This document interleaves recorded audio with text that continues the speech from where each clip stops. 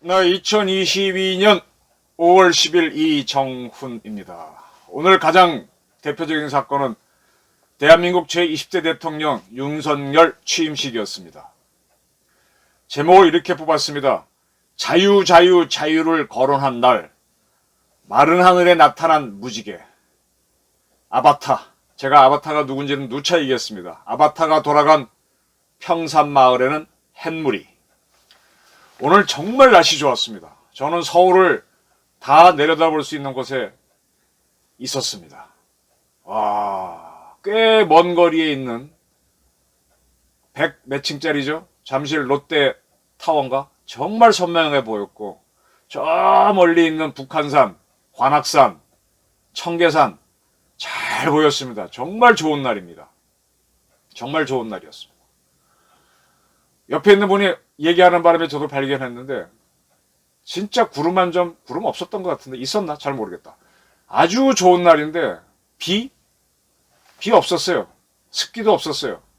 야, 하늘에 짧게 무지개가 있더라고요. 오늘 여의도 국회의사당에서 대통령 취임식에 갔던 많은 분들도 그 무지개를 봤습니다. 마른 하늘에 아주 햇빛이 쏟아져서 눈을 못 뜰 정도로 날씨 좋은 날 무지개가 떴습니다. 이러한 날씨 속에서 윤석열 대통령 취임식이 있었습니다. 여기에서 박근혜 전 대통령이 참석하고 문재인 전 대통령이 참석하고 그분들을 윤석열 대통령이 부부가 맞이해서 보내는 장면들 다 화면으로 보셨을 겁니다. 저는 굉장히 궁금했었습니다. 윤석열 당선인이 어떤 취임사를 발표할까 굉장히 궁금했습니다. 그 자초지종을 미리 알고 있었기 때문에 어느 정도는 알고 있었기 때문에 상당히 궁금했습니다. 윤석열 그는 어떤 생각을 하고 있을까? 저는요 리더가 되려면은 옛날에 김영삼 씨가 그랬어요.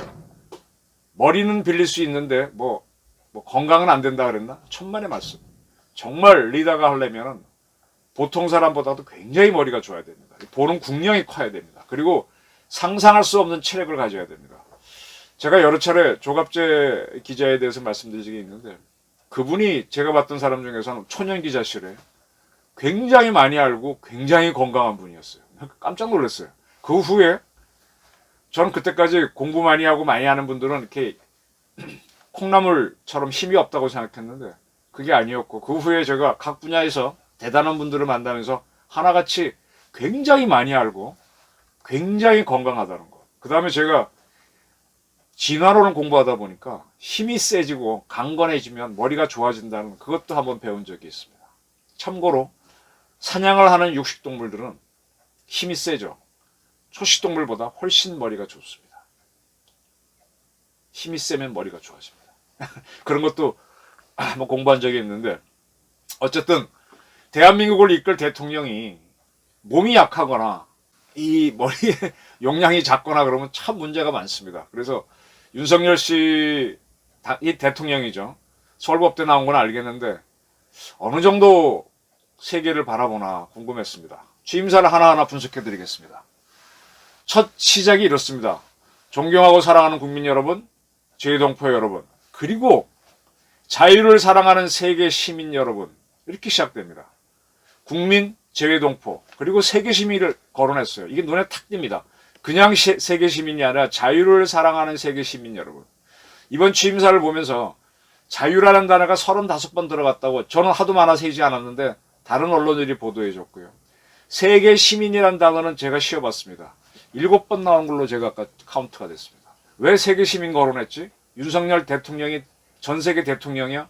왜 자유를 사랑하는 세계 시민을 거론했지? 이게 포인트입니다.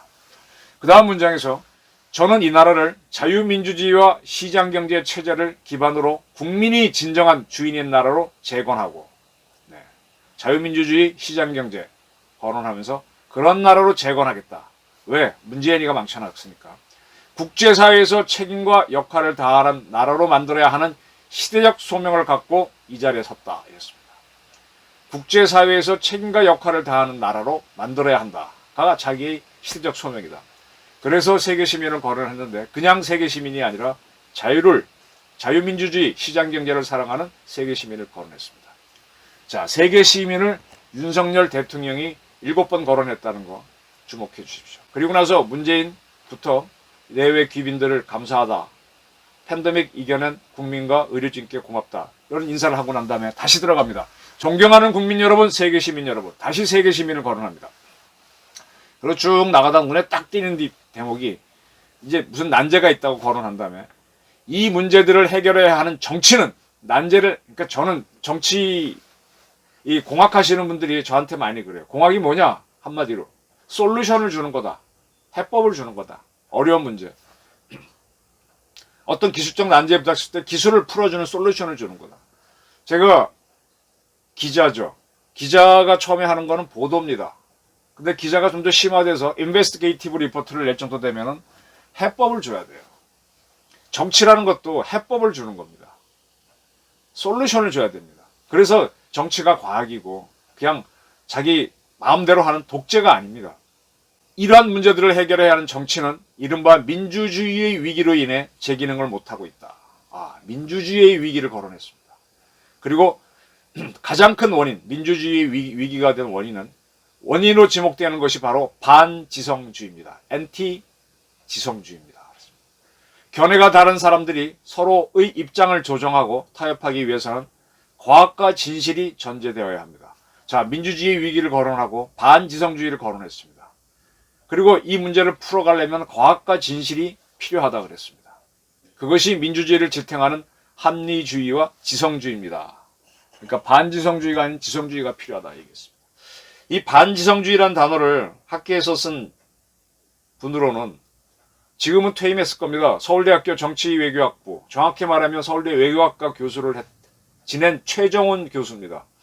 53년생이시니까 지금 우리 나이로 70, 만으로 69세이시죠. 서울대학교 명예교수거나 아마 퇴직하셨을 겁니다.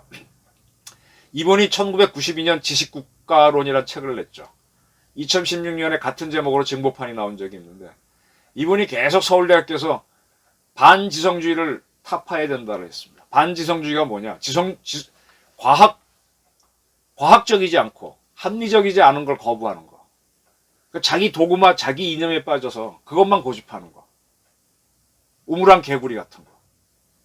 이 세상을 넓게 보려면 자유로운 사고를 가져야 되는데 이것만 보는 어디 원주민 같은 그런 답답함. 나는 공산주의 사상만 갖겠어. 나는 주사파 이런만 갖겠어. 이런 게 반지성주의죠. 이거를 최정원 교수가 반지성주의를 타파해야 된다는 말을 많이 했었는데 최정원 교수가 썼던 반지성주의를 강하게 거론했습니다. 그리고 나서 또 단추에서 설명합니다. 각자가 보고 듣고 싶은 사실만을 선택하거나 다수의 힘으로 상대의 의견을 억압하는 반지성주의가 민주주의를 위기에 빠뜨리고 민주주의에 대한 믿음을 해치고 있습니다. 네, 이번 한동훈 법무부 장관 후보자 청문회에서 이수진, 그 친구도 서울법대 나왔지. 그 다음에 누구지? 김남국인가? 등등. 최강욱이도 서울법대 나왔지. 그 질문하는 거 수준 보면 되게 웃기죠. 이모가 없는데 이모씨, 김모씨를 갖다가 고모 이모 할 때 이모라 그러지 않나. 한국 3M을 한동훈 씨의 딸이라 그러지 않나. 이런, 어거지 떼법. 170석이라는 걸 믿고 하는, 다수의 힘으로 상대의 의견을 억압하는 반지성주의. 서울대학교 법과대학 출신 중에도 반지성주의자들이 많습니다. 이런 내로 굉장히 좁은 자기 이념에 천착하고 또 누구를 처치해야 된다는 그 목적에, 저 역시 누구를 딱 목적으로 하다 보면 가끔씩 저도 실수를 자주 합니다. 뭔가 타겟을 정하고 예를 들어 문재인의 비리를 벗기겠다고 들어가다가도 가끔씩 들어봐야 됩니다. 안 그러면 제가 실수 크게 합니다. 그것이 민주주의를 위기에 빠뜨리고 민주주의에 대한 믿음을 해치고 있습니다. 이렇게 얘기했어요. 그래서 이 양반 상당히 꼭 해야 되는 얘기를 하네. 이러한 상황이 우리가 처해 있는 문제의 해결을 더 어렵게 만들고 있다. 이렇게 얘기하고 난 다음에 세계 시민과 힘을 합쳐 국내적인 위기와 난제들을 해결해 나갈 수 있다고 믿습니다.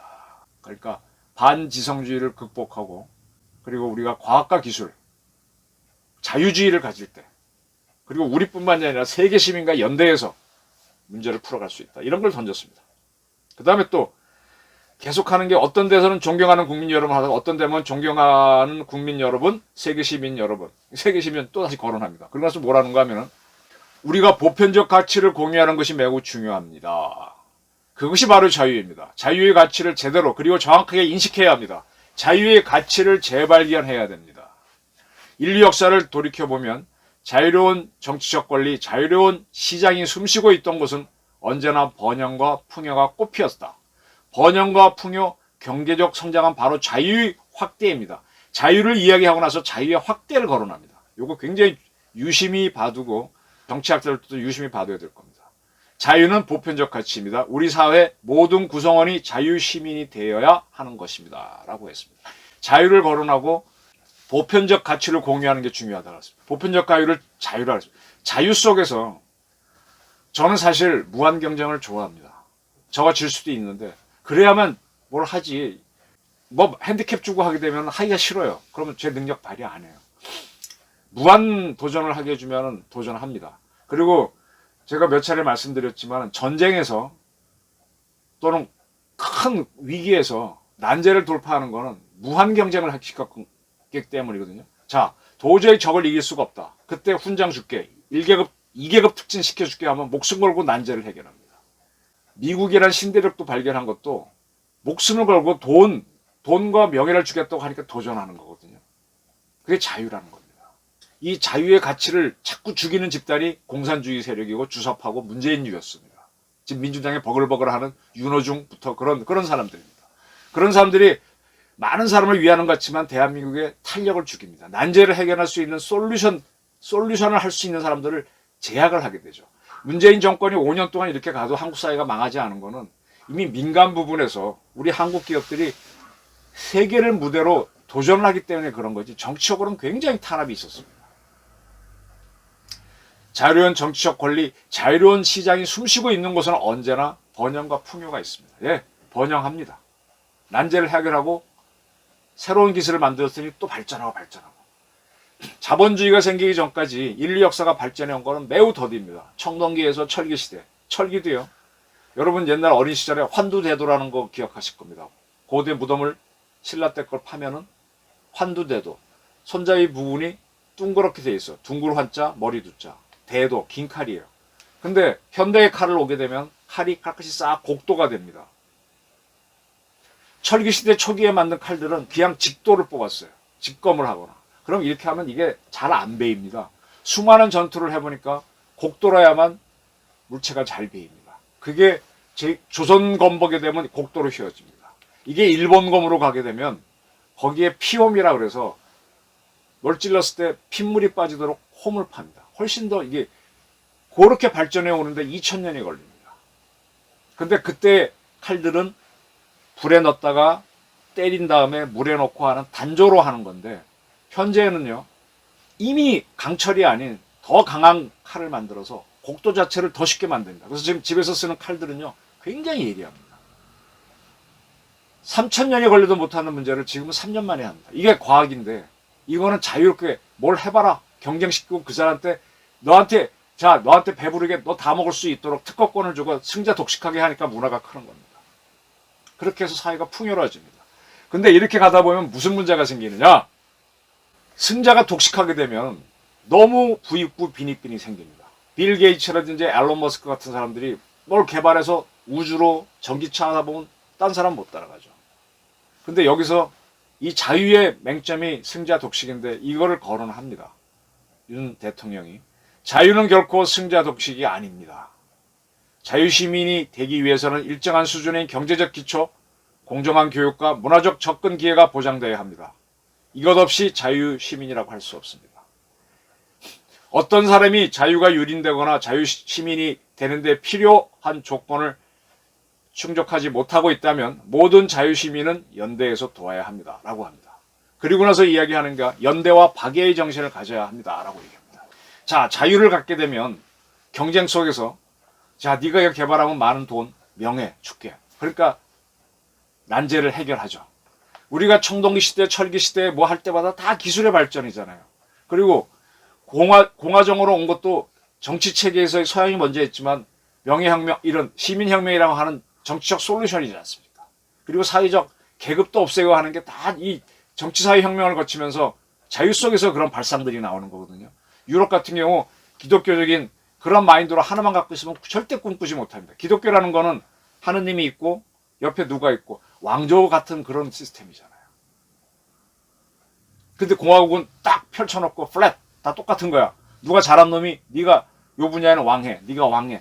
그리고 다시 또 플랫 이렇게 가는 게 공화정은 완전히 다른 게 이런 걸 만들어낸 게 시민혁명인데 이렇게 하다 보면은 한 분야에 뛰어난 사람이 그 분야의 왕이 돼버리고 다 흥자 독식하는 문제가 생깁니다. 다시 왕조로 돌아가니까 그래서 너 독식하지 말고 평등하게 나눠줘 라는 문제가 나오면서 공산주의가 나오고 그 다음에 종교가 나눠줘 하는 그런 박애가 나오는 건데 반드시 자유주의를 하는 데에서는 같이 공유하는 연대의식하고 박애 그 다음에 평등을 가져야 돼요. 공산주의, 주사파 예를 들면 이것만 내놓는 거예요. 물론 그 뒤에는 자기 독식이 숨어 있지만 근데 이거를 거론했어요.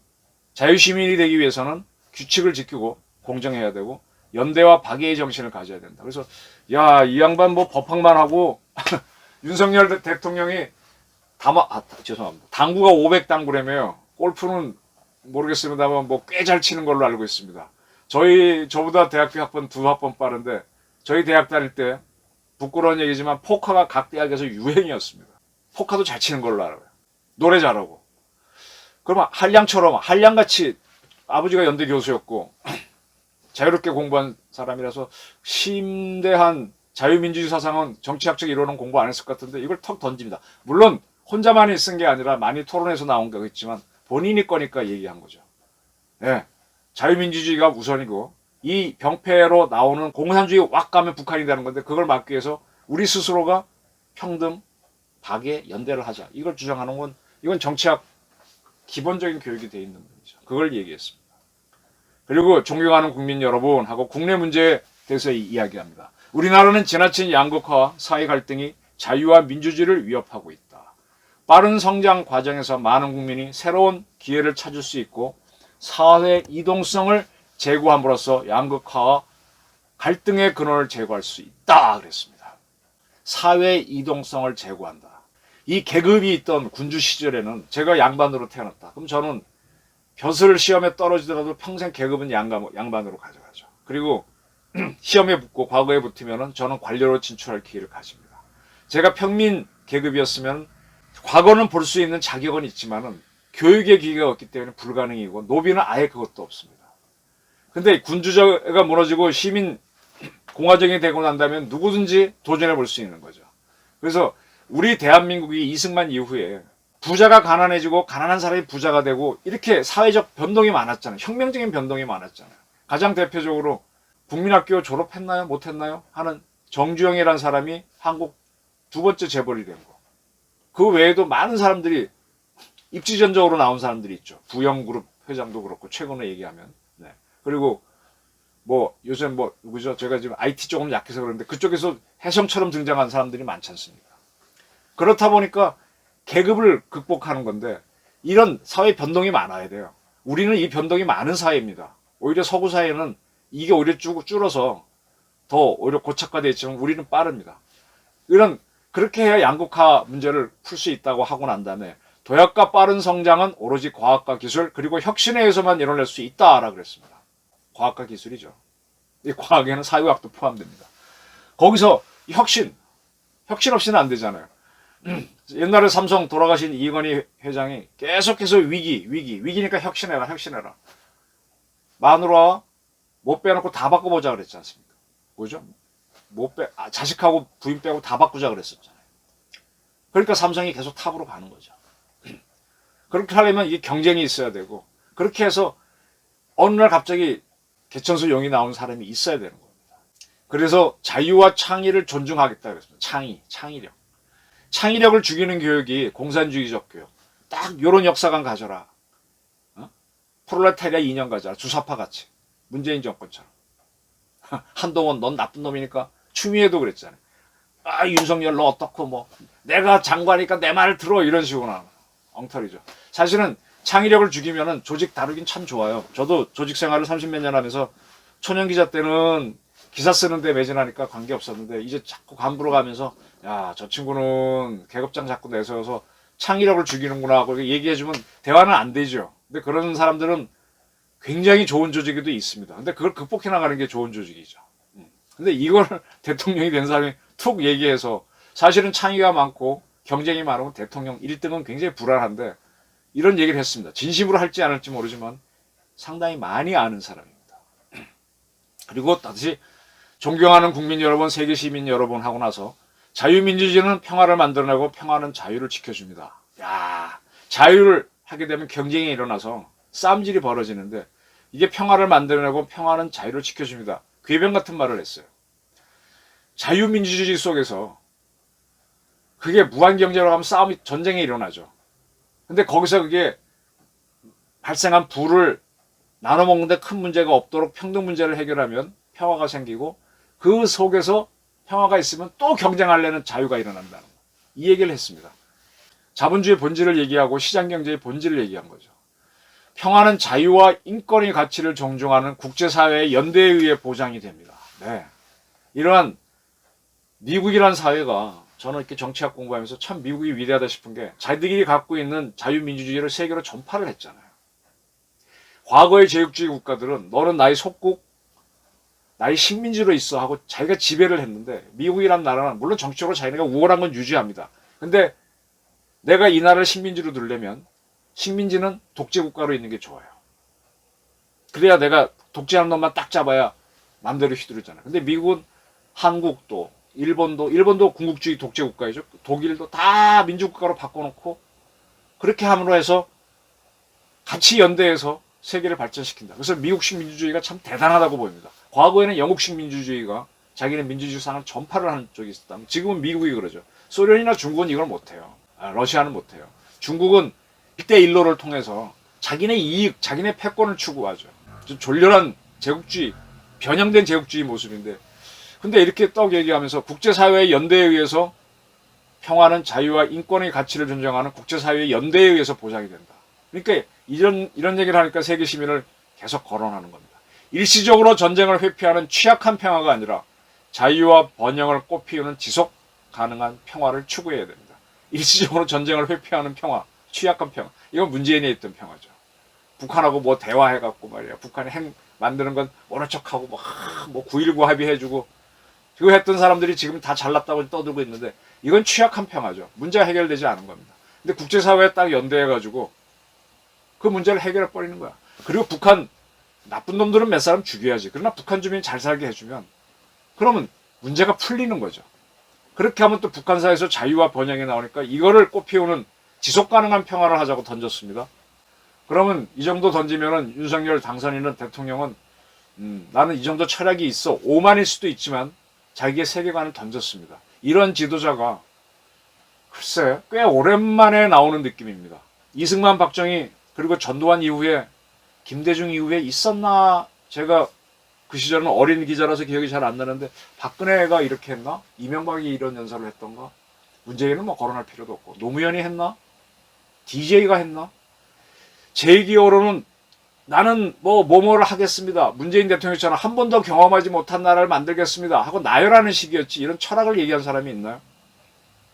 조금 특이한 취임사라서 제가 주목을 했었는데 역시 그런 내용이 나왔습니다. 그리고 한반도뿐 아니라 아시아와 세계의 평화를 위협하는 북한의 핵 개발에 대해서도 그 평화적 해결을 위해 대화의 문을 열어놓겠습니다. 라고 했습니다. 그리고 북한이 핵 개발을 중단하고 실질적인 비핵화로 전환한다면 국제사회와 협력하여 북한 경제와 북한 주민의 삶을 질을 획기적으로 개선할 수 있는 담대한 개혁을 준비하겠습니다. 그랬습니다. 자, 여기서 자유를 거론했습니다. 그리고 자유를 심화시키면 솔루션이 나오죠. 창의력이 나오죠. 그 다음에 뭐가 문제가 있어요? 그 다음에 그 자유를 확대시킨다 그랬죠. 미국처럼. 확대시키면 어떡합니까? 북한 같은 공산국가, 중국 같은 공산국가를 우리 같은 체제로 바꿔놓는 거죠. 그 과정에서 북한 주민이 동의하면 통일이 될 수도 있고 안 할 수도 있고 그건 그 다음 문제죠. 근데 일단 이 자유민주주의 확산되는 게 굉장히 중요한데 그걸 국제사회와 연대해서 확산하겠다. 아까 정확한 단어가 자유의 확대를 얘기한 적이 있어요. 그러면 이 양반은 북한 주민을 해방시키겠다는 생각을 품고 있구나. 근데 being 애들로 표현했구나. 자유를 확대하겠다는 딱 부러지게 얘기하지 않았지만은 자유와 변형을 꽃피우는 평화를 추구하겠다 그랬습니다. 그리고 북한이 비핵화하면 북한의 번영을 위한 담대한 계획을 내놓겠다. 뭐 계획은 준비되어 있겠지 않겠지만 그런 생각을 했다는 게 문재인과는 전혀 다르다. 그리고 사랑하는 국민 여러분 하고 나서 세계 시민 모두의 자유와 인권을 지키고 확대하는데 우리가 주도적인 역할을 하자라고 한 다음에 어쩌고저쩌고 하고 난 다음에 감사합니다 하고 마쳤습니다. 그래서 사실 이렇게 이제는 세계가 하나이기 때문에 국내 문제하고 국제 문제를 분리 못해요. 지금 미국이 금리를 올리니까 뭐 국내도 다 난리잖아요.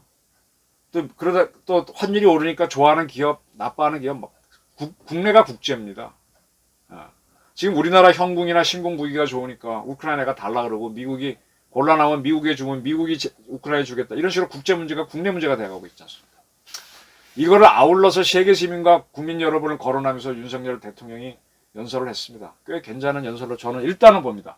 저는 개인적으로 뭐 머리는 빌릴 수 있다고 하는 김영삼 대통령의 말을 그땐 참 멋있게 들었는데 지금 와서는 에이 하수다 이렇게 봅니다. 대통령은요 참으로 똑똑해야 됩니다.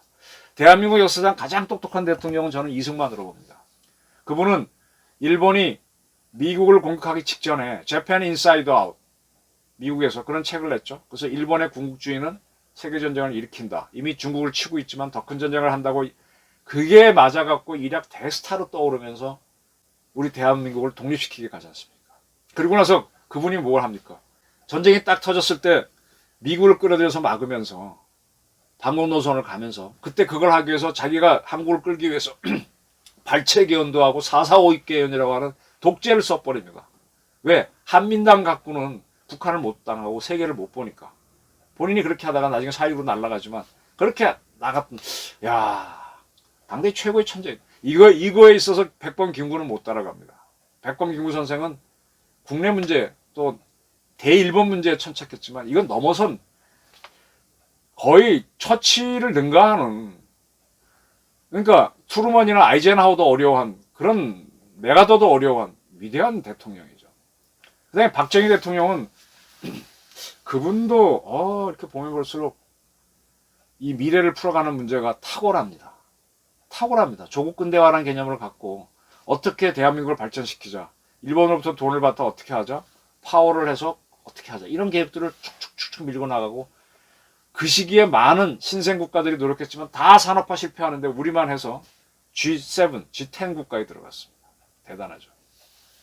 저는 전두환 대통령이 제가 계속해서 전두환 씨라는 분들 많은데 저는 이승만, 박정희, 전두환을 최고로 치는 사람 이유가 뭐냐?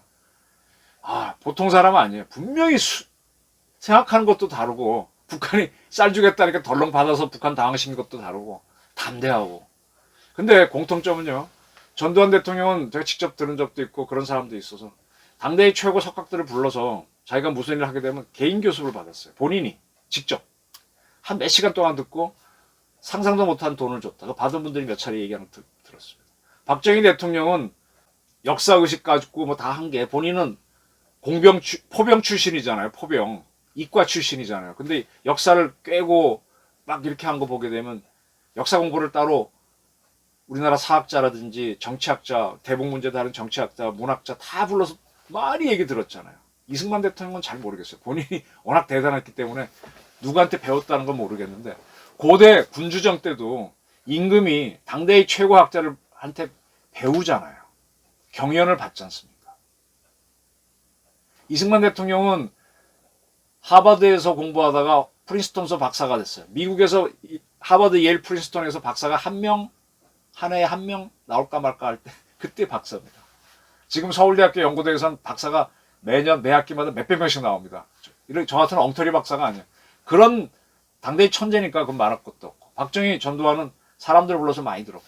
노태우 대통령은 잘 모르겠어요. 듣긴 들었는데 브라이트한 건 모르겠고. 김영삼 씨는 제가 알기로는 정치인들이 와서 사적인 정보를 줬습니다. 그 정보에 현역돼서 안기부 정보를 덜 믿고 사선으로 북한하고 어떠셨죠? 이렇게 접촉했어요. 이 정보에 이렇게 귀를 기울였지 큰 틀에서 국량을 키우는 공부를 안 했던 사람. 김대중 대통령은요, 이분은 또 본인이 굉장히 공부를 많이 하고 본인이 다 보고, 전 김대중 대통령이 단대의 석학한테 경영받았다는 얘기는 못 들었습니다. 대부분에 가게 되면 김대중 대통령 말빨이 눌려갖고 받아쓰고 왔다 그러죠. 거기에 벗어났던 유일한 사람이 마지막 비서실장 누구 그분은 웃겨드리고 왔다 그러는데, 노무현 대통령은 토론을 했다 그러죠. 그때 젊은 검사들과 할 때도 막까지 하는 겁니까? 이렇게 TV에서 나온 적인데, 그렇게라도 이렇게 해서 토론을 하면서 맞짱 한 이명박 대통령은요, 당대의 최고학자들을 불러서 경연을 받은 사실이 있습니다. 박근혜 대통령은 그 대인관계가 힘들어서 본인이 직접 읽어보겠다고 갖고는 들어가서 끙끙대는데, 근데 저도 해보니까 역시 강의를 듣는 게 빠르지 본인이 읽고는 요해하는데 한계가 있어요. 문재인 대통령은요, 제가 아는 한은 이분은 특히 후반부로 중반 이후로부터는 만찬도 안 하고 오찬도 거의 없습니다. 청와대 행사가 아침 10시부터 점심 안 먹고 끝나버립니다. 점심 저녁을 하면서 사람 만나서 듣는 게 정보가 많고 따로 공부하는 게 많은데 거의 안 했어요. 그러니까 맨날 A4 용지를 읽는 아바타 대통령이 되는 겁니다. 윤석열 대통령은 지금까지 이걸 발표한 거 보게 되면 상당히 공부가 많이 되어 있는 사람은 맞습니다.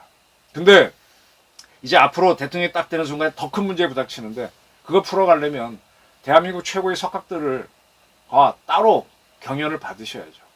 이명박 대통령이 처음에 받았는데 한참 하다 보니까 대통령을 경연시키는 사람, 만드는 사람들이 시기를 받게 돼서 중단된 사실이 있는데, 그러지 말고 계속 받으십시오. 저는 윤석열 대통령을 전두환 대통령에 비교합니다. 박정희 대통령, 이승만 대통령은 대통령이 되겠다는 의지를 갖고, 권력 의지를 갖고 대통령이 된 사람입니다. 전두환 대통령은 그런 꿈이 전혀 없던 사람이에요. 근데 12.12 때 정승화 육군참모총장 계엄사령관을 체포하겠다 할 때는 목숨 걸고 뛰어들었습니다. 그러고 나서 권력 구조가 변화가 있고 또 광주가 터지고 나니까 최규하 대통령도 나도 안 해. 누구도 안 해. 나나 그러니까 그럼 내가 정승화 잡아놓고서 내가 할까 하고 권력을 거저먹었죠. 12.12 때 목숨 걸고 한 거 외에는. 그러고 나서는 그 다음에 이제 끌고 나가면서 하면서 흑자를 만들었던, 그 다음에 YSDJ는 대통령 되겠다는 욕심이 있었던 사람들이고. 근데 윤석열 대통령은요, 평생 검사나 하거나 그런 생각만 했던 사람이잖아요. 그래서 지난 대통령 선거 끝나고 유재석 씨가 하는 유키스 언더 블락인가 나와서 그렇게 얘기하는 게 더 인상적이었는데, 나 선거 기간 내내는 잘 잤다, 연설하고도. 근데 당선되고 나니까 잠이 안 온다. 이 사람이 대통령 선거 나올 때까지가 국민이 키운 윤석열이란 그런 로고를 썼었죠. 그래, 국민들이 날 불렀으니까 내가 나가긴 나간다. 그러니까 뽑아주면 내가 하고 안 뽑아주면 안 할게. 이런 마인드가 있었던 것 같아요. 전두환 씨처럼 12.12 꽝 붙이기, 목숨 걸고 한 거 그것도 없잖아요. 당선이 되고 나니까 이제 국가를 이끌어야 되니까 부담이 느껴서 유재석 씨 앞에서 잠을 못 자겠다고 했습니다. 그럼 이제 앞으로 이걸 하려면 그 전에 추미애와 다투고 박범계와 싸우고 한 거는 그거 별거 아니잖아요. 그건 그런 단계지만, 이제 국가를 이끌고 가려면은 많은 걸 해야 되니까 공부를 해야 될 겁니다. 스트레스를 받을 겁니다. 기본적으로 이분이 서울법대를 나왔고 좋은 아버지, 또 어머님도 교수였다니까 그런 재능도 있고, 그리고 앞으로 이제 나가게 되면은 시진핑이라든지 푸틴, 조 바이든, 일본 총리하고 경쟁해야 되니까 상당한 지식과 영어도 잘해야 되겠지만 있어야 됩니다.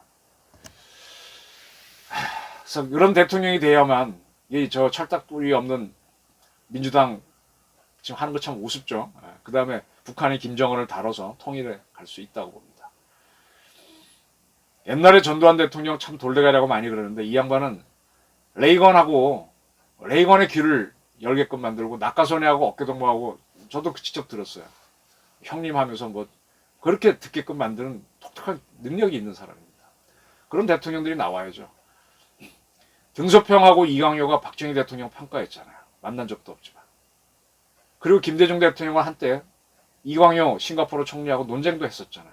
이제 그런 지도자가 우리가 나와야죠. 그 이후에 참 자잘한 대통령이었잖아요. 문재인은 아주 떨어지는 사람이에요. 최고의 대통령이 나와야 됩니다. 자, 오늘 청와대를 개방했습니다. 많은 분이 갔다 왔는데 매우 붐볐다라고 합니다. 이게 북악산 7궁에서 올라가는, 청와대에서 바로 올라가는 등산로가 개방됐습니다. 그 정상이 백악마루가 미어 터질 겁니다. 새로운 시대가 열리는 것 같아요. 세계 시민 여러분하고 연설하는 박정희, 전두환 이후에 세계관을 가진 지도자가 한번 나와보려고 하는 것 같습니다. 그래서 그런지 그가 취임하는 날 여의도 하늘에, 서울 하늘에 굉장히 맑았고 마른 하늘에 무지개가 떴습니다. 오늘 문재인 대통령은 여의도에서 고향으로 돌아갔죠. 양산마을. 거기에는 뭐가 떴을까요? 여기에 뜬 무지개가 거기도 안 뜨면 그것도 이상하죠. 기사를 보니까 양산마을에는 햇무리가 떴답니다. 문재인 대통령이 고향에 돌아간 게 잘 됐다는 뜻인가? 모르겠습니다. 해석은 마음대로 하십시오. 자, 이제 대한민국이 이 주사파가 하도 지금 윤석열 대통령이 아직 검증되지 않은 사람입니다. 검찰로서 뭐 조금 본 거 외에는 없고, 한동훈과 윤석열은 검사 시절에 적폐 수사하면서 지금 보수파들을 상당히 괴롭히기도 했던 사람입니다. 근데 이제 틀을 바꿔서 큰 정치를 해줄 수 있느냐?